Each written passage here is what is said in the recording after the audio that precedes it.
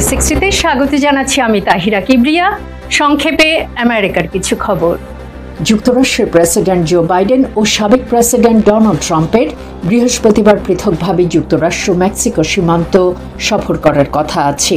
নভেম্বরের প্রেসিডেন্ট নির্বাচনে সীমান্ত নিরাপত্তা একটি বড় প্রচারণা ইস্যু হতে পারে। যুক্তরাষ্ট্রের ইতিহাসে সবচেয়ে দীর্ঘ সময় ধরে দায়িত্বে থাকা সেনেট নেতা মিচ ম্যাকনল আগামী নভেম্বরে নেতৃত্বের পদ থেকে সরে দাঁড়াবেন। 82 বছর বয়সী কেন্টাকির সেনেটর 17 বছর ধরে রিপাবলিকান সেনেট নেতা হিসেবে দায়িত্ব পালন করছেন। সোমবার থেকে টেক্সাসের প্যানহ্যান্ডেলে কয়েকটি দাবানলে 3,44,000 হেক্টর জমি ও কাঠ পুড়ে গেছে, যার একটি ওই রাজ্যের ইতিহাসে দ্বিতীয় বৃহত্তম দাবানলে পরিণত হয়েছে। আজ পর্যন্তই। Tahira Kibria, voice of America, Washington.